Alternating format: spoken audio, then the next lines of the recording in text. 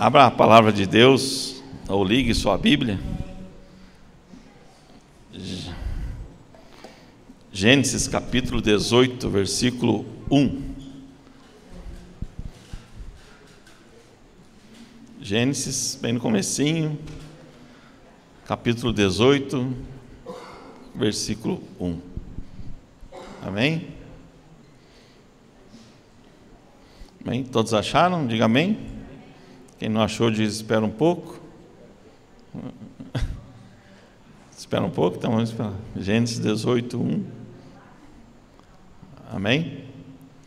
Diz assim a minha tradução: apareceu o Senhor a Abraão nos carvalhais de Manre, quando ele estava sentado à entrada da tenda, no maior calor do dia. Amém? Feche teus olhos. Vamos ter uma palavra de oração. Amém? Pai querido, em nome de Jesus, Senhor, nós te louvamos, Senhor. Agora nós queremos ouvir a tua voz, Senhor. Ô Pai, fala conosco, fala aos nossos corações, ó Pai.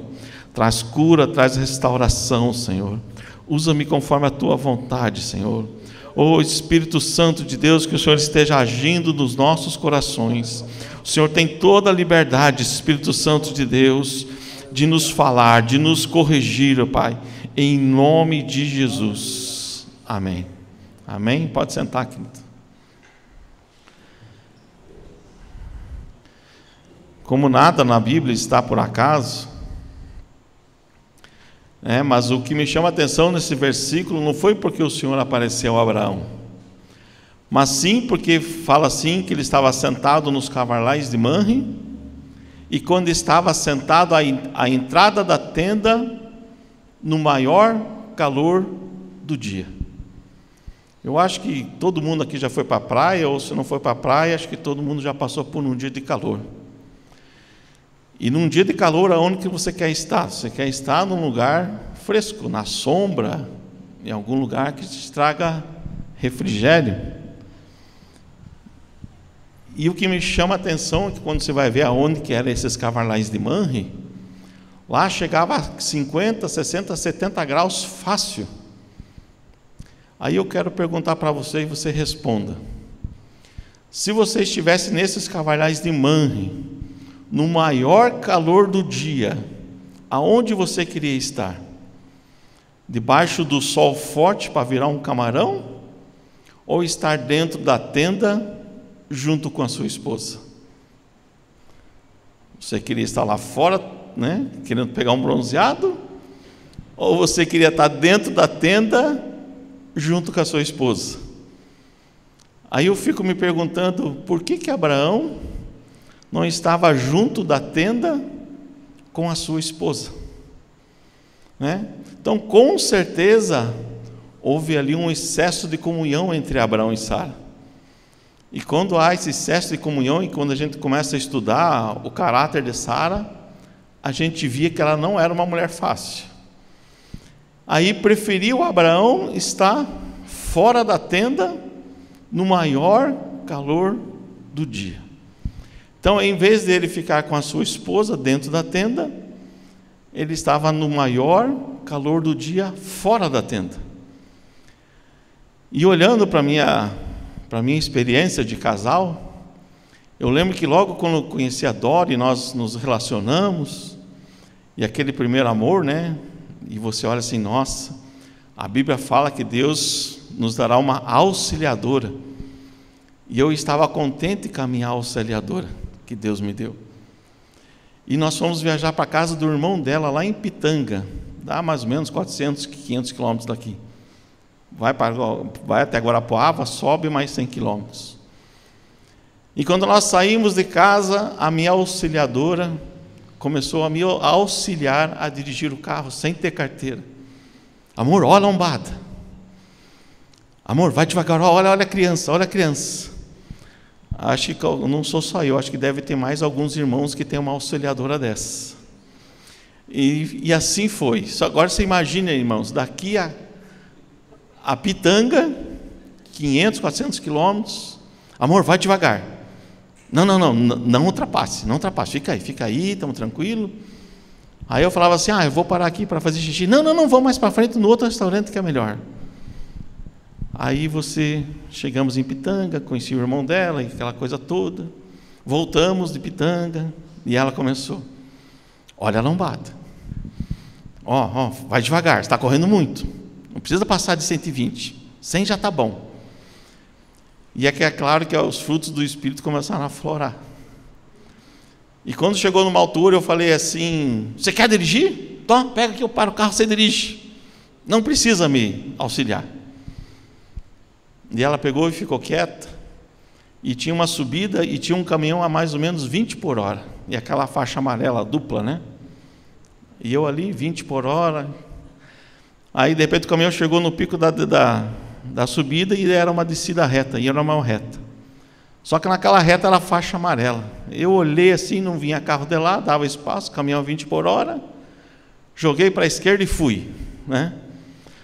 Quando eu fui, irmãos, lá embaixo tinha um posto da Polícia Rodoviária Federal. O guarda que estava sentado na mesa, mas se matou para sair, já fez assim para mim. Então fiz assim, ultrapassei o caminhão e já encostei. Aí veio o guarda, aquela multa, né?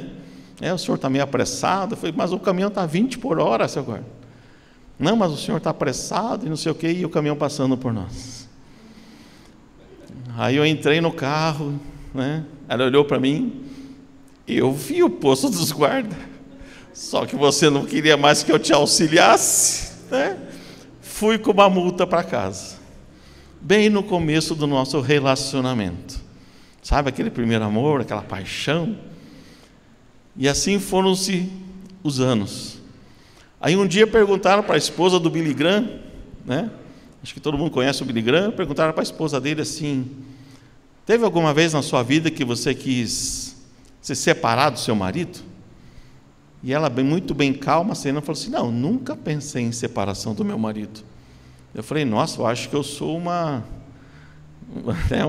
casal à parte, né? Aí ela falou assim: mas assassinato em primeiro grau várias vezes. Eu falei: opa, não estou sozinho, né? Graças a Deus que eu não estou sozinho. Mas teve outra vez também que nós estávamos já vários anos casados, e aquele dia a Dora me ligou e falou assim: poxa, amor, vamos jantar fora? E nós estávamos pela fé, né? Quando o crente fala que está pela fé é porque ele está sem dinheiro. Mas a gente estava pela fé, e eu falei: não, vamos, porque faz tempo que a gente não sai para jantar, né? E desliguei o telefone, já comecei a acelerar meu trabalho ali, e eu fiquei pensando: qual churrascaria que eu vou, né? Se aquela churrascaria, não, aquela está muito cara, acho que não dá para nós ir. Mas aquela lá é muito barata, mas é muito ruim. E fui pensando em churrascaria. Cheguei em casa, tomei banho, ela já estava pronta, nos arrumamos para sair. E quando entrei no carro assim: daí, amor, qual churrascaria que nós vamos? E era inverno. E ela falou assim: amor, eu quero comer sopa. Eu falei: comer sopa? Sair de casa, gastar um dia para comer sopa? Não sei se tem algum irmão que é do meu lado, mas eu queria comer carne, né? Queria comer carne. Não, amorzinho, mas está meio friozinho e eu queria comer sopa. Aí eu vi a carne fazer assim, né? Voando. Aí eu falei: então tá, então escolhe um restaurante aí, um lugar que tenha sopa. E ela foi, achou, é um restaurante lá na Vila Isabel. E eu, muito esfomeado, né? Entrei no restaurante e fui ver as sopas. A primeira sopa era sopa de pé de galinha. Falei: Jesus amado, quem que em pleno século 21 come sopa de pé de galinha? Aí fui na segunda, era sopa não sei do que, sei que só ia embrulhando o estômago. Na última sopa, era sopa de peixe. Daí eu falei: poxa, sopa de peixe não é carne, mas é peixe, né? Peguei aquela sopa, aquela água, aquele pão torrado, e fui para a mesa do restaurante. Aí sentei, né? E a minha esposa, ela detesta salsinha. Então, se um dia você nos convidar para almoçar ou para jantar, não põe a salsinha na comida. E ela chegou e sentou na minha frente e fez assim, aqueles olhos azuis dela. Eu olhei para ela: cadê teu prato de sopa? Ela falou assim: todas as sopas aqui tem salsinha. E sabe quando você rebobina a fita? Foi a pé de galinha, tinha salsinha, a outra tinha salsinha, Ah, de peixe também tinha salsinha. Eu falei: tá aí, o que você vai comer aí hoje? Ah, não, eu pedi um negocinho para o garçom lá, daqui a pouco ele vai me trazer aqui, mas não vou comer sopa. Aí chegou um prato desse tamanho, com uma carne dessa grossura. Ela sentou na minha frente e começou a comer aquela carne. E eu aquela sopa, com aquele pão aguado. Aí eu me lembrei de Eclesiastes. Eclesiastes, se os irmãos devem conhecer, há tempo para todas as coisas, tempo de nascer, tempo de morrer, tempo não sei do que. E quando chega no Eclesiastes 3:3, fala assim: tempo de matar. E eu fiquei olhando para ela comendo aquela carne e não me deu um pedaço. E eu falei assim: Senhor, tempo de matar, de Eclesiastes 3:3. Será que hoje eu posso matar a minha esposa e eu vou para o céu? E eu estou cumprindo a tua palavra? E ela comeu toda aquela carne, saboreou aquela carne. Vamos embora, amorzinho. Claro que aquele dia eu fiquei bravo, né? O check-in lá não desceu, né? Mas ela comeu toda aquela carne e eu fiquei pensando: tempo de matar. Eu falei assim: eu vou matar minha esposa hoje. Hoje é o dia que eu pego ela. Mas quando cheguei em casa, eu fiquei pensando em toda a situação que nós passamos. E a nossa vida, e Deus me deu uma auxiliadora, né? Só que quando Ele me deu a auxiliadora, quando eu estava viajando, e ela falava assim: ó, a lombada, ó, a criança, não sei o quê. E eu ficava comigo: mansidão, domínio próprio, temperança, e assim foi. E quando eu parei nesse Eclesiastes 3:3, né, tempo de matar, eu entendi que quem tinha que morrer era o meu eu. Que agora não era a minha vontade, e sim a nossa vontade. Então, matar o meu eu. Porque agora, depois de casado, depois de aliançado, nós somos um. E me chamou a atenção desse versículo, porque que o Abraão estava no maior calor do dia. Aí eu fiquei pensando: eu acho que ele queria comer carne e comer sopa também, né? Só pode. Mas nós somos um. E quando nós somos um, é um em tudo. Quando nós casamos, nós juntamos as nossas malas, juntamos as nossas roupas, juntamos os nossos problemas. A família veio junto, né? E as contas veio junto também, e tudo era uma coisa só. Então, ou seja, a nossa conta corrente era uma coisa só, os nossos problemas eram um problema só, os problemas dela eram os meus problemas eram o problema dela, né? A educação dos nossos filhos. Então tudo começou a ser nosso. Não tinha como eu dar uma responsabilidade para ela separada. E nesse de comunhão, nesse raciocínio de comunhão, eu fiquei analisando a vida de Jó. Eu gosto muito de Jó. E quando nós vamos ler o livro de Jó, quando você lê o capítulo 16, o capítulo 29, o 30, você vê como que Jó era com a sua família. Quando ele perdeu os seus filhos, acho que o capítulo 16 ou 28, ele falava assim: que saudade eu tenho de assentar com os meus filhos e jantar e comer e passar aquele tempo com eles. E Jó tinha perdido tudo. Como era bom eu comer, fazer os assados, como era bom eu ajudar as pessoas. Então, ou seja, e como é uma coisa que Jó fala, né, nesses capítulos, como era bom quando eu tinha comunhão com Deus. Podia vir as situações que fossem, mas como eu tinha comunhão com Deus, nada nos afligia, nada nos tocava.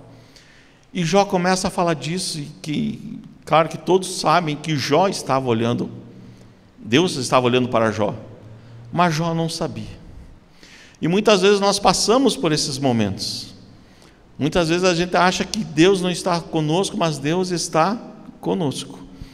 E quanto no livro de Jó, ele fala assim que, poxa, quando eu fiquei doente, até o meu hálito era insuportável para minha esposa.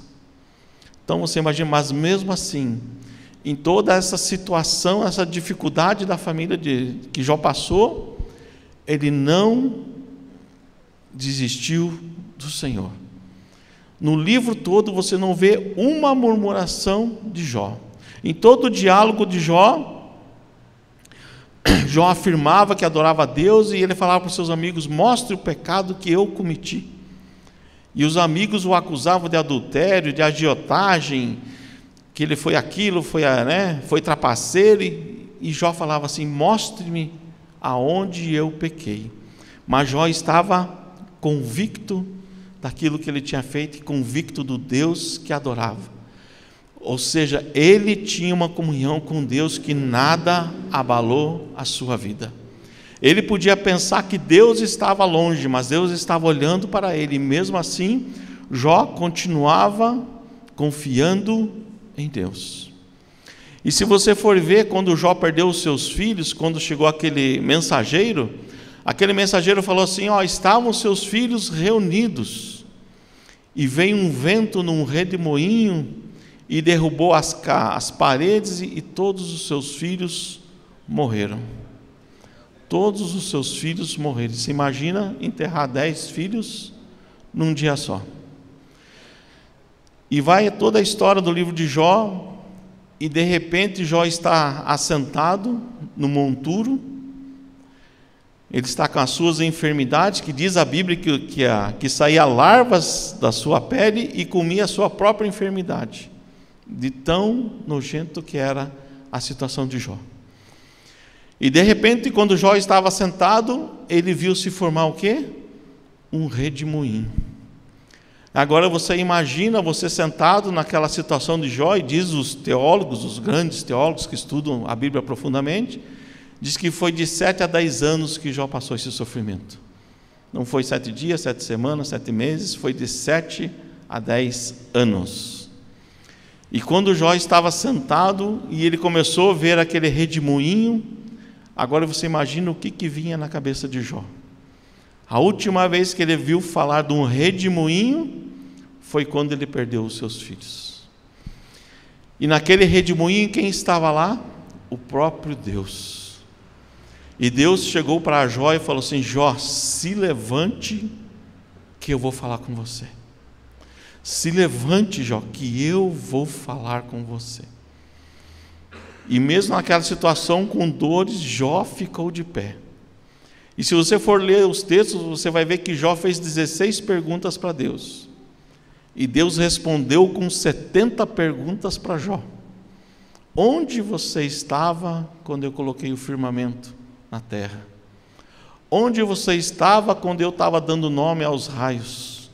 Onde você estava quando eu dei nome às estrelas? Onde que você estava quando o vento foi criado? E assim vai as 70 perguntas, e Jó não respondeu nenhuma. Mas o que eu quero falar assim, que todos sabem que Deus, todos conhecem a história de Jó, que Jó foi restituído, e tudo que ele tinha, e tudo em dobro e um pouco mais. Mas a primeira coisa que foi restituída na família de Jó foi o sacerdócio. Não foi os seus bens, não foi os seus filhos, não foi o seu casamento, foi o sacerdócio. Porque Deus estava falando com Jó e fazendo as perguntas, e quando Deus fez a última pergunta, e Jó reconheceu quem era Deus, e mesmo assim Jó não tendo pecado, ele se reconheceu como pecador, porque diante da santidade de Deus, todos nós somos pecadores. E Deus fala assim para Jó: Jó, fica só um pouco aí.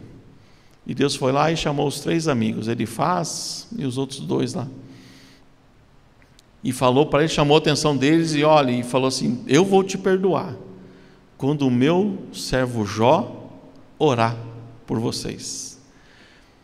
E foi o que aconteceu. A primeira restituição da vida de Jó foi o sacerdócio. E depois que Jó orou pelos amigos, Deus mudou o cativeiro de Jó. Depois que ele se posicionou como sacerdote, a vida dele mudou. Tudo lhe foi restituído por Deus, e em dobro. Então o que eu quero falar para você essa noite? Nós temos que ser o sacerdote da nossa casa. principalmente nós homens. E as mulheres têm que ser as nossas auxiliadoras, não é? Pelo menos é isso que a Bíblia fala.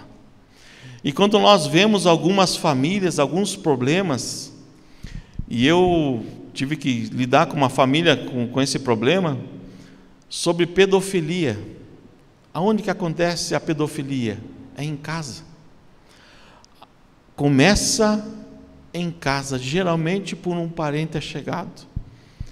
Eu lembro que eu preguei uma vez numa outra igreja e eu falei sobre o pecado de Caim e Abel, e a pessoa veio, e era um visitante inclusive, veio e me falou assim: eu estou com um problema, e pegou meu telefone. Isso aqui, para resumir a história, eu descobri que aquele cara era filho de pastor, e ele abusava da filha dele, que tinha, não era Down, era, como é que era o nome da doença que a menina?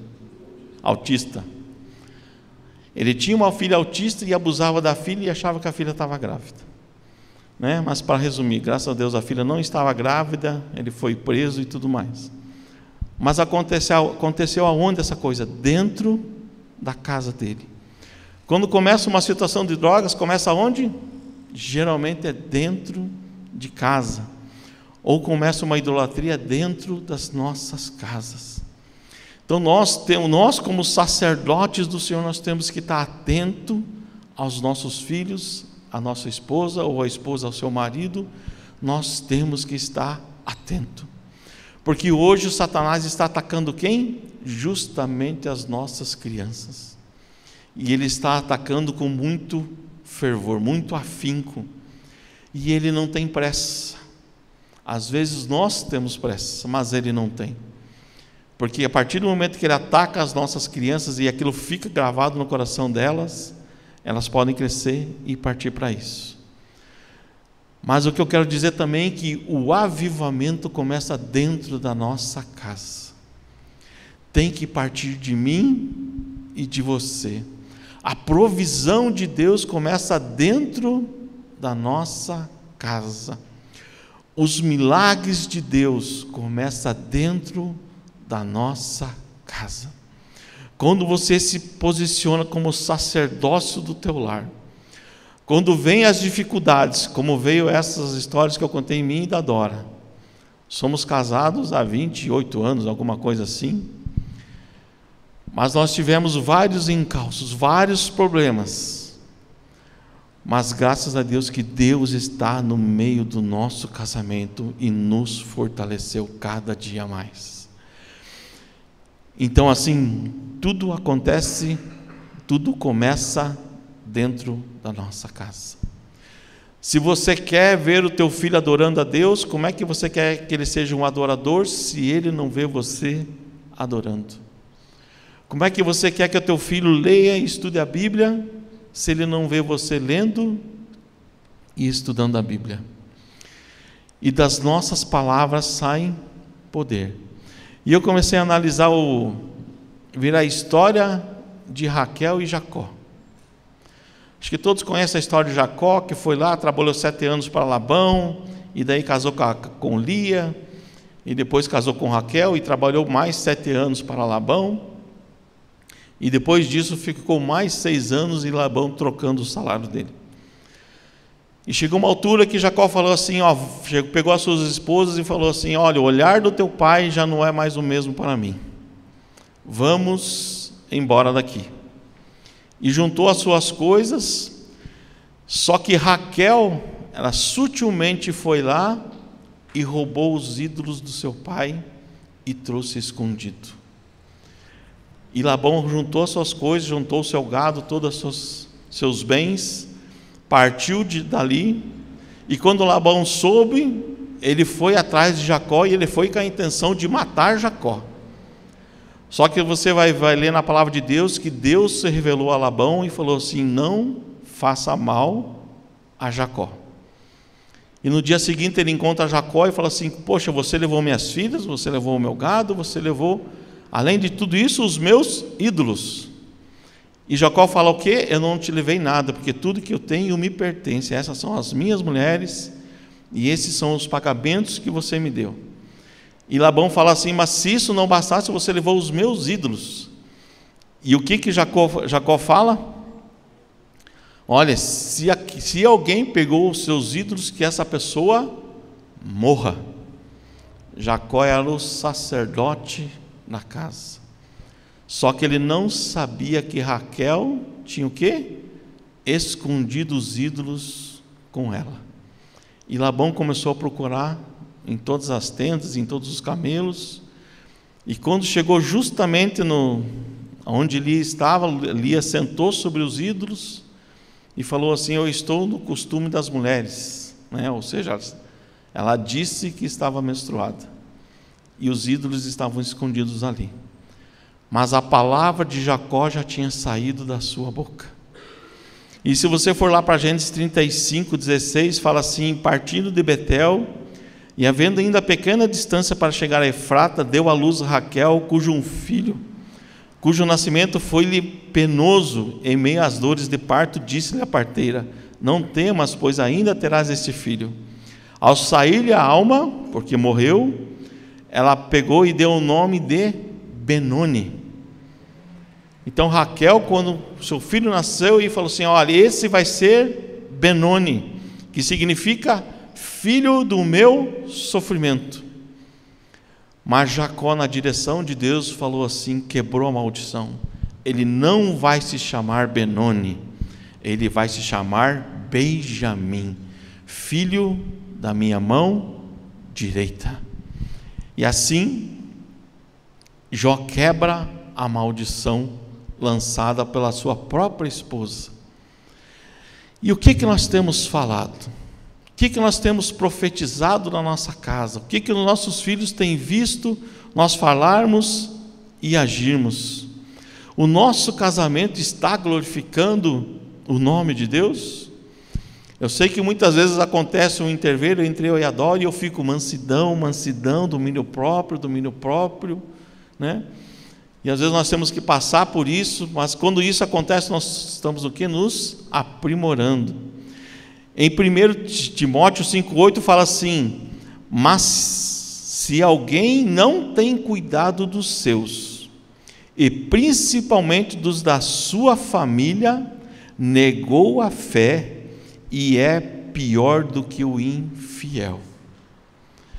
Vou repetir: se alguém não tem cuidado dos seus, ou seja, se você não tem cuidado da sua esposa, você, esposa, não tem cuidado do seu marido, não tem cuidado dos seus filhos e da sua família, e aí entra sogro, sogra, cunhado, negou a fé e é pior do que o infiel. É pior do que o infiel. Eu e a Dora, nós estamos passando algumas lutas, tanto com a minha mãe como com a minha sogra. Uma está com câncer e a outra está com Alzheimer. Então você imagina a nossa luta. Mas isso, eu olho para ela e vejo a nossa vida, isso tem nos fortalecido cada dia mais. Eu fui viajar essa semana, até por isso que eu não vim no culto de quarta. Era para ficar lá até sexta-feira. Eu viajei na terça, era para ficar até sexta. Na quarta-feira eu falei assim: ó, eu vou voltar para Curitiba, porque eu não aguento de saudade. Graças a Deus, o evento que eu ia participar, que eu ia dar o treinamento, foi cancelado. E quando aquele treinamento que eu ia dar, que eu não podia voltar para Curitiba, foi cancelado, eu falei assim: não, eu vou voltar para minha casa. Eu vou voltar para o lado da minha esposa, porque apesar de ser só 2 ou 3 dias, eu estou com saudade dela. Eu estou com saudade de ver a minha filha. O meu filho, no caso, está casado. Mas eu estou com saudade de chegar na minha casa, por mais que esteja um pouco bagunçado, ver ela, ver a minha filha, ver os meus cachorros e tudo mais. Por quê? Porque eu não consigo ficar longe deles, porque eu os amo. E no Novo Testamento fala de Priscila e Áquila. Fala muito pouco desse casal, mas é um casal que a gente lendo, a gente vê que eles ajudaram muito o apóstolo Paulo, né? E eles eram judeus vindo de Roma e estavam morando em Coríntios. E lá em Coríntios eles faziam tendas, e era a mesma coisa que Paulo fazia para sobreviver. E eles fizeram amizade com o apóstolo Paulo, e faziam fazenda junto com Paulo e começaram a ajudar no ministério. Esse casal de Áquila e Priscila, eles abriram a casa deles para fazer um culto ao Senhor. Eles abriram a casa dele para ser talvez uma das primeiras igrejas de Coríntios. E se isso não bastasse, apareceu um homem chamado Apolo. E esse homem Apolo, ele conhecia um pouco de Deus. Só que ele conhecia até o batismo de João. E dali para frente ele não sabia muito sobre Jesus. E ele era um cara eloquente, tinha uma voz, né? Sabia uma oratória boa. Mas quem que foi ensinar Apolo sobre Jesus? Priscila e Áquila, né? Ou Áquila e Priscila, tanto faz. Então eles estavam ali o quê? Ajudando ele a conhecer mais sobre Jesus. E não só isso, Paulo fala na carta de Romanos que Priscila e Áquila salvaram a sua vida da morte, arriscando a sua própria vida, arriscando a vida dos dois, Priscila e Áquila. Então, quando eu olho para a vida desse casal, eu via que eles sempre estavam juntos, um auxiliando o outro. Eles ajudavam a igreja com recursos financeiros, com ensino, e abriam a sua casa para a igreja, mas porque eles estavam no mesmo propósito. Eles tinham a mesma visão, eles não tinham visões separadas, eles tinham o mesmo propósito e eles estavam juntos. E é assim que tem que ser a nossa casa. Nós não somos, eu sei que todo mundo não é chamado para ser pastor e tudo mais, mas você com o seu cônjuge, vocês têm que estar no mesmo propósito, com a mesma visão e chegar no mesmo lugar. Aí eu fiquei vendo sobre os carvalhais de Manre, que o que eram esses carvalhais de Manre. E Gênesis fala que Abraão sempre procurava ficar por ali. E quando você vai estudar sobre o carvalho, ele é uma árvore que tem a simbologia dela é de resistência. Então, ou seja, quanto mais tempestades ela passa, quanto maior o vento, maior a chuva, maior tudo, né, mais forte o carvalho fica. E como está sendo o seu casamento? Está sendo desse jeito? As lutas vão vir de qualquer jeito, querendo você ou não. Mas você está se fortalecendo como um carvalho no Senhor? Então, quanto mais lutas vinha para mim e para a Dora, mais a gente se fortalecia e entregava para Deus. E mais fortalecido nós ficávamos. E fala mais do carvalho, que as raízes do carvalho se aprofundam cada vez mais. Então os galhos e os troncos ficam cada vez mais robustos e até disformes. Ou seja, aquela beleza que o carvalho tinha, dependendo das lutas e das tempestades, ele começa a perder a sua aparência e ficar feio, né? E começa a ter as suas marcas. Então, apesar da luta, apesar de tudo, eles ficam cada vez mais fundos, cada vez mais fortes. As marcas vêm e ficam, mas nada derruba um carvalho. Nada consegue derrubar aquele que tem o Senhor dentro da sua casa, aquele que tem o sacerdócio dentro do seu lar.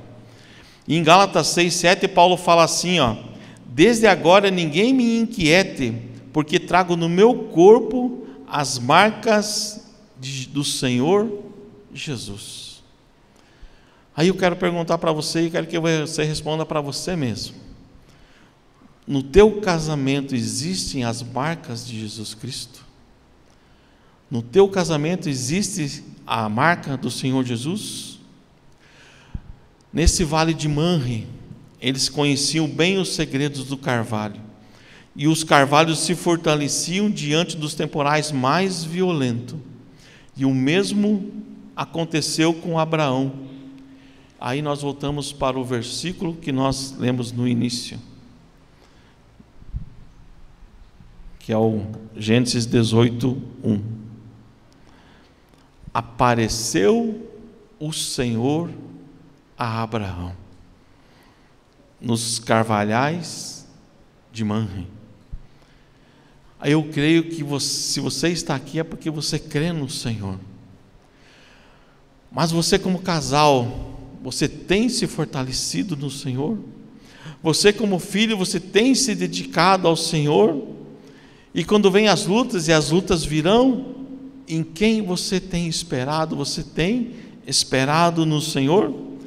Apesar de Abraão ter tido aquele excesso de comunhão com a sua esposa, estar do lado de fora no maior calor do dia, mas diz a palavra de Deus que fala assim: o Senhor apareceu a Abraão. O Senhor já apareceu na sua vida, meu irmão? O Senhor já apareceu na sua casa, no seu lar? Os seus filhos já conseguem ver o Senhor diante de vocês, diante das atitudes que nós temos? Graças a Deus, ontem eu estava conversando com a Dora, falando justamente sobre os nossos filhos. E nós podemos agradecer ao Senhor, porque todos eles estão no caminho do Senhor. Todos eles confiam no Senhor. E o meu filho Samuel, de vez em quando, ele vem conversar sobre a palavra de Deus e falar sobre aquilo, sobre aquilo outro. Então eu vejo que nós conseguimos colocar a semente no coração deles, e eles já estão dando frutos. Amém? Fica de pé, querido.